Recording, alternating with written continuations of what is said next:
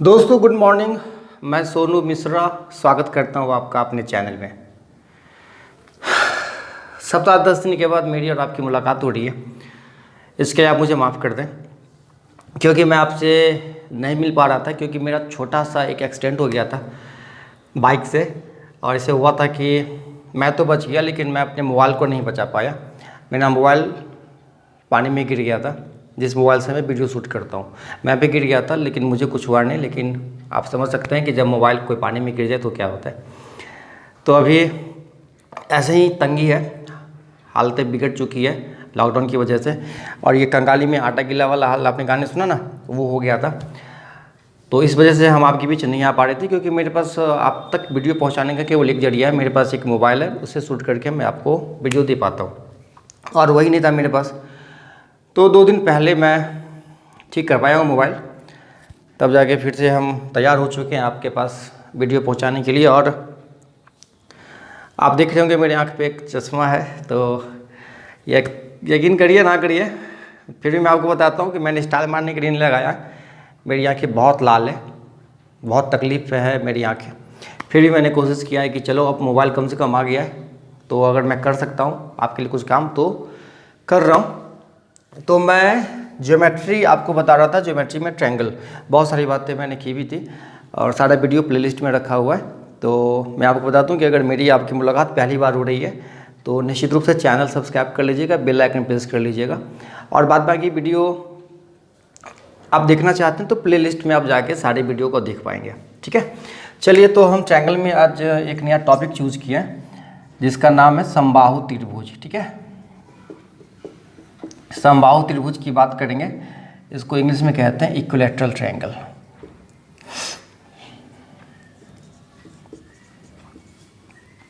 ठीक है,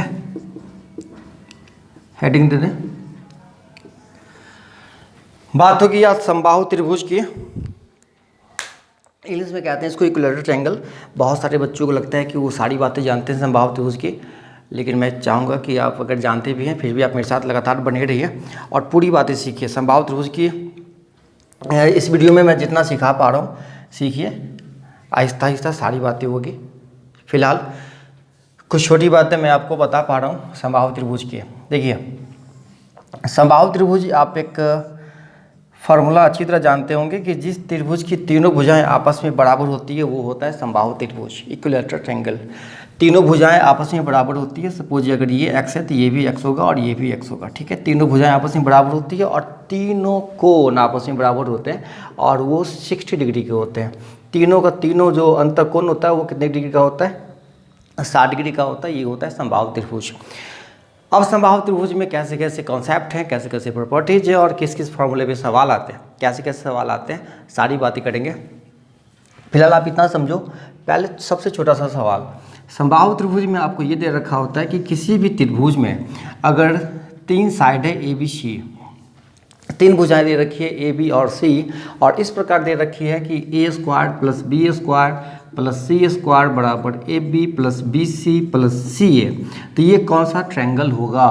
तो आप कहोगे कि ये तभी पॉसिबल है, A square plus B square plus C square बराबर A B plus B C plus C A, ये तभी पॉसिबल होगा जब ए बराबर बी बराबर सी होगा, और जैसे ही ए बराबर बी बराबर सी होगा तीनों साइड इक्वल होंगे। इसका मतलब है कि यह जो होगा वो समबाहु त्रिभुज होगा। ठीक है, तो ये सवाल बहुत बार आ चुके हैं, एसएससी में भी आए हैं, रेलवे में भी आए हैं। तो अगर तीनों त्रिभुज है ना, कोई भी त्रिभुज की 3 भुजाएं ए बी सी इस प्रकार है कि A square B square plus C square बराबर A B plus B C plus C A, तो ये कौन सा ट्रायंगल होता है? ये कौन सा ट्रायंगल होता है? ये समबाहु त्रिभुज होता है। ठीक है, चलिए और छोटी बातें करते हैं समबाहु त्रिभुज की। इसको अब मैं मिटा देना चाहता हूँ। लगातार मेरे साथ बने रहिए और देखते रहिए।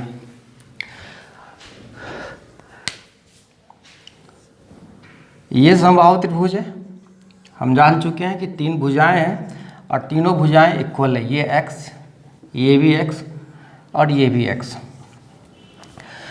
इससे पहले वाले वीडियो में मैंने आपको इन सेंटर के बारे में, सरकम सेंटर के बारे में, ऑर्थो सेंटर के बारे में, सेंट्रॉइड के बारे में बताया है। अगर आपने नहीं देखा है तो पहला वीडियो जरूर देखिएगा, सारी बातें मैंने आपको बताया है। समबाहु त्रिभुज में अगर हम बात करें, अगर ये हाइट खींचें ए से लेके BC तक एक परपेंडिकुलर हम ड्रॉ करें, ठीक है, ये 90 डिग्री होता है और ये हाइट होता है, इसका नाम दे सकते हैं डी। AD हाइट, AD क्या हाइट है। समबाहु त्रिभुज में क्या होता है, जो हाइट होता है, ठीक है, हाइट जो होता है वही मीडियन भी होता है, ये बात आप ध्यान रखिएगा। जो हाइट होता है वही मीडियन भी होता है और वही एंगल बाइसेक्टर भी होता है, ठीक है, वही क्या होता है, एंगल बाइसेक्टर भी होता है और वही परपेंडिकुलर बाइसेक्टर भी होता है, ठीक है। ये परपेंडिकुलर का साइन मैंने दिया है। तो जो हाइट होता है वही मीडियन होता है, वही एंगल बाइसेक्टर होता है और वही परपेंडिकुलर बाइसेक्टर होता है। वही कौन समद्विभाजक होता है, वही लंब समद्विभाजक होता है। उसके बाद अगर हाइट बराबर है, मीडियन बराबर है, एंगल बाइसेक्टर बराबर है, परपेंडिकुलर बाइसेक्टर बराबर है, इसका मतलब ये हुआ कि जहाँ तीनों एंगल बाइसेक्टर मिलता है उसको कहते हैं इन सेंटर, ठीक है। जहाँ तीनों एंगल बाइसेक्टर मिलता है उसको कहते हैं क्या, इन सेंटर। मैं शॉर्टकट में लिख रहा हूँ, जहाँ तीनों एंगल बाइसेक्टर मिलते हैं, ध्यान से सुनिएगा, जहाँ तीनों एंगल बाइसेक्टर मिलते हैं उसको कहते हैं इन सेंटर।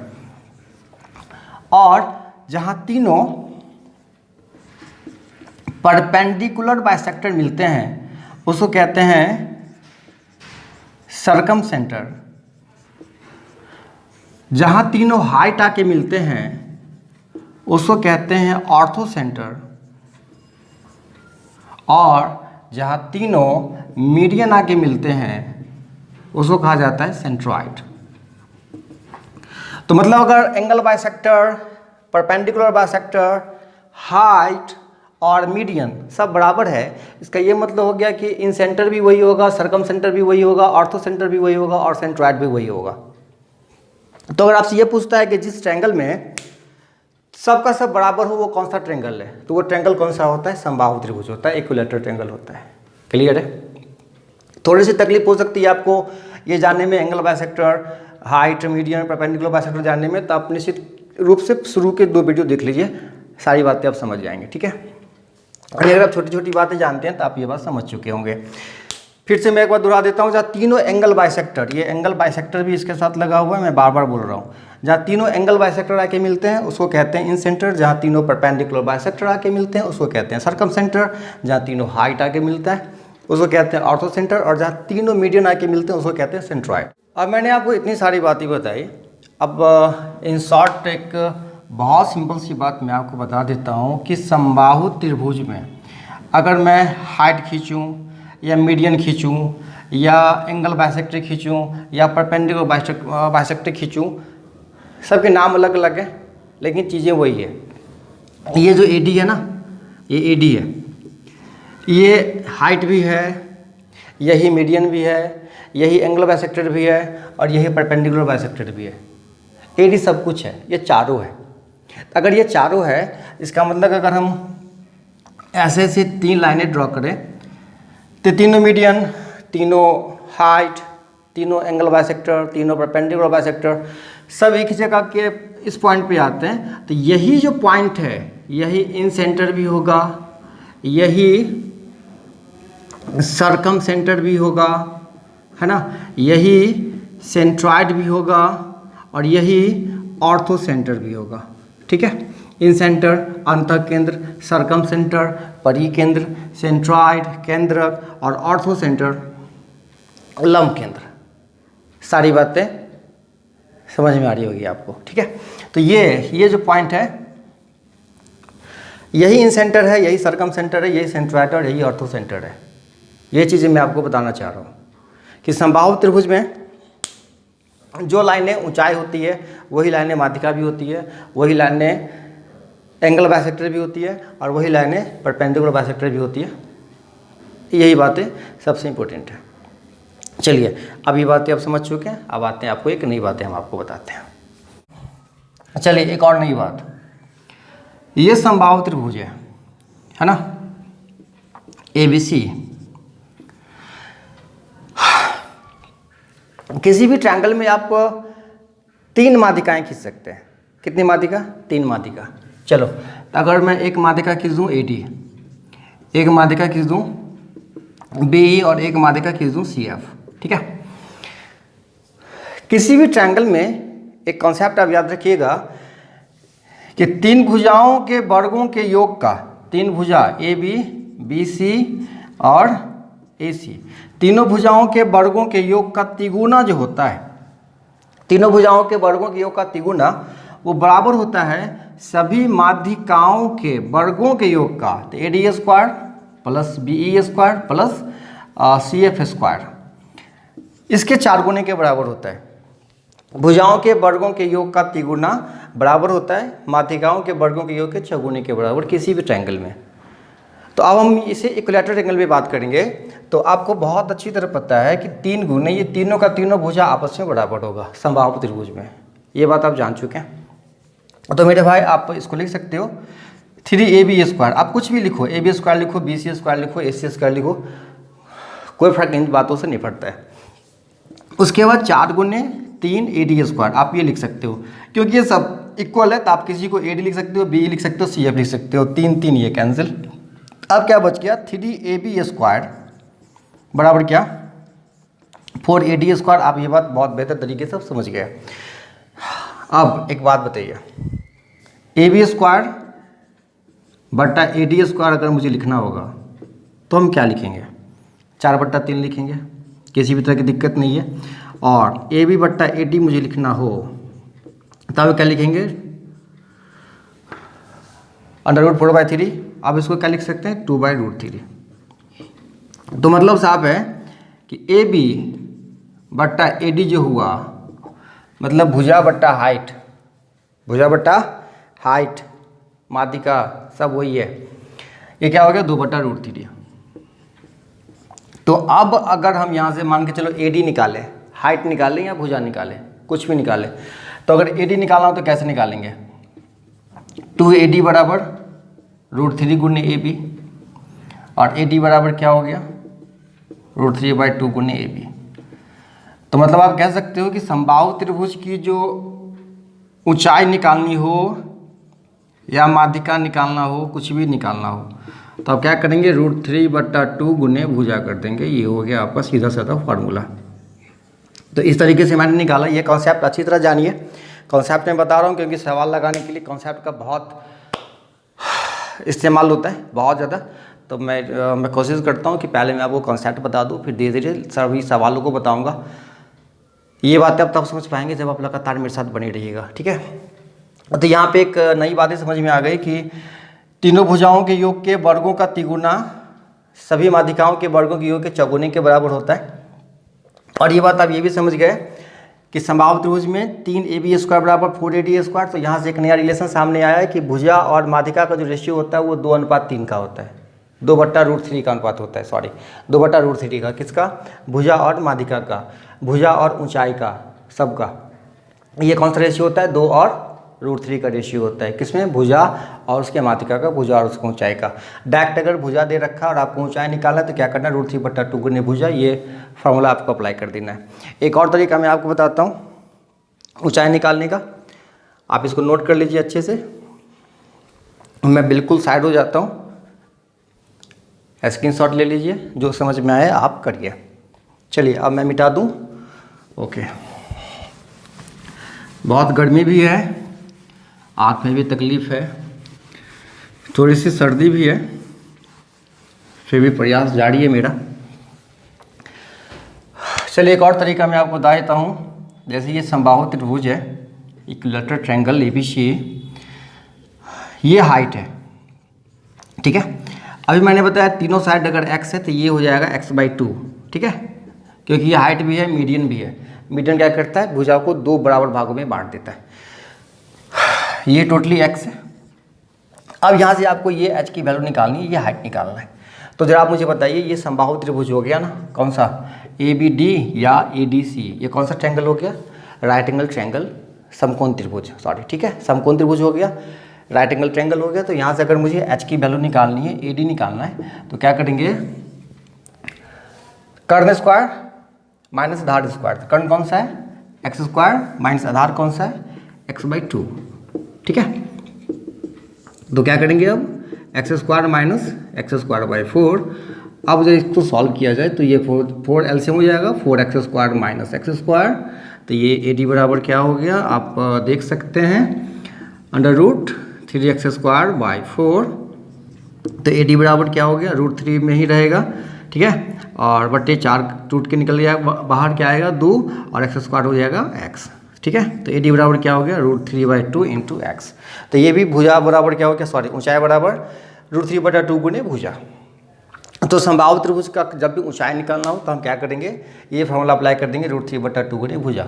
यहाँ से भी आप देख सकते हो कि भुजा और ऊंचाई का या माध्यिका का रेशियो कौन सा है, कोई दिक्कत नहीं है, ठीक है। यही बातें इससे पहले जो प्रूफ किए यही सारी बातें थी, बस 2 तरीके मैंने आपको बता दिए, जो तरीका आपको समझ में आए आप उसको अपने पास रख लेना है, ठीक है। और मुझे लगता है कि दोनों तरीके आपको समझ में आए हैं, दोनों तरीका पास में रखना है। मिटा दूं, ठीक है।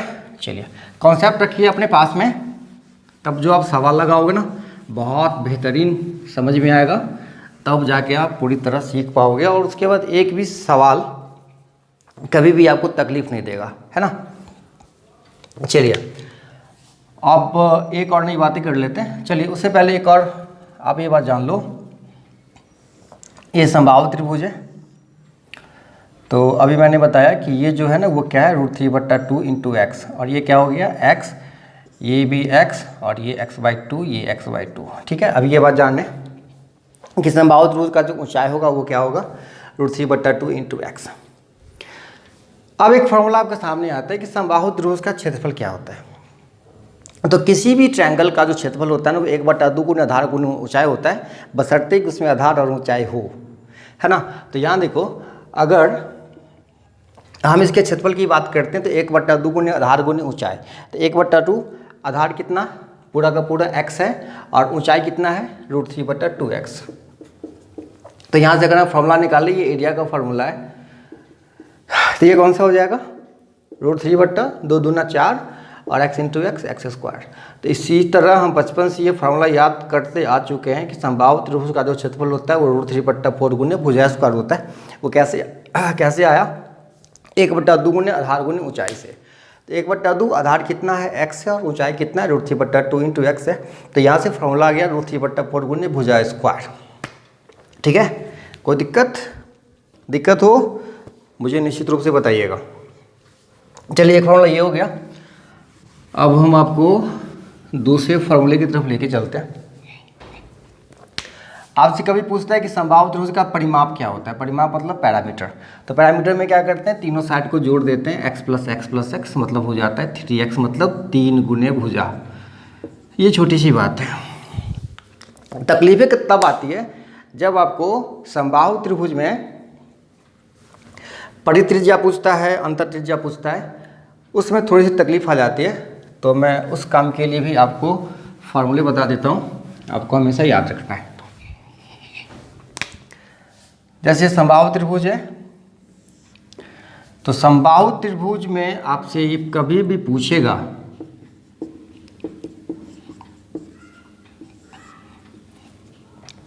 कि उसकी अंतर त्रिज्या क्या होती है। अंतर त्रिज्या का काम होता है त्रिभुज के अंदर वृत्त बनाना। ये छोटी छोटी बातें, बहुत सारी बातें हम कर चुके हैं वीडियो 1, 2, 3 ये सब में, ठीक है, ज्योमेट्री में। तो आप देखिएगा ज्योमेट्री का ट्रायंगल में सारा वीडियो मैंने दे रखा है, उसको देख लीजिएगा। तो अंतर त्रिज्या जब भी निकालना होता है तो आप एक फॉर्मूला अप्लाई कीजिएगा 1/3 गुने ऊंचाई। पहला फॉर्मूला 1/3 गुने ऊंचाई, तो इसे निकलेगा आपको कौन सा अंतर त्रिज्या, संभावित त्रिभुज की अंतर त्रिज्या। इसी बात को हम ऐसे लिख सकते हैं 1/3 गुने ऊंचाई। ऊंचाई के लिए अभी भी मैंने फॉर्मूला बताया √3/2 गुने भुजा, है ना।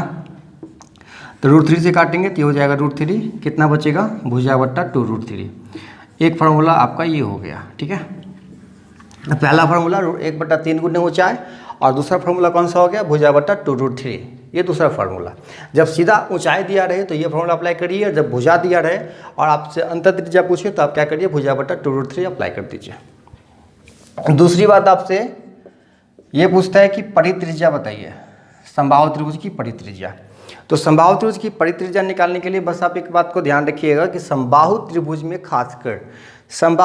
खासकर परित्रिज्या जो होती है वो अंतः त्रिज्या की दुगुनी होती है, और परित्रिज्या का काम होता है त्रिभुज के बाहर वृत्त बनाना, ठीक है। तो समबाहु त्रिभुज में अंतः त्रिज्या का दुगुना होता है परित्रिज्या। तो यहाँ सीधा फार्मूला 1/3 की जगह कर दीजिए 2/3 गुने ऊंचाई, ठीक है। दूसरा फार्मूला यहाँ से भुजा बट्टा 2√3 है, तो भुजा बट्टा 2√3 को आप 2 से मल्टीप्लाई कर दीजिए तो कैंसिल हो गया, बच गया क्या, भुजा बट्टा √3। ये सारी बातें आप ध्यान रखोगे तो मुझे लगता है कि इतना पढ़िए, फिर नई वीडियो में हमारी मुलाकात होगी। अब कोशिश करूँगा लगातार बना रहूँगा। अभी थोड़ी सी तकलीफ़ें हैं, आप जानते हो लॉकडाउन में बहुत बेहतर कंडीशन में हम लोग नहीं हैं, फिर भी कोशिश है हमारी आपको किसी भी तरह की दिक्कत ना होने दें। लगातार बने रहिए, और भी अगर आपके दोस्त ये सब सीखना चाहते हैं, ज्योमेट्री समबाहु त्रिभुज में सीखना चाहते हैं कुछ भी, तो आप उनको शेयर कर दो, घर बैठे वो भी कुछ सीख लें, ठीक है। मिलते हैं अगले वीडियो में, तब तक के लिए बाय बाय, और अपना खास ध्यान रखें। सी यू।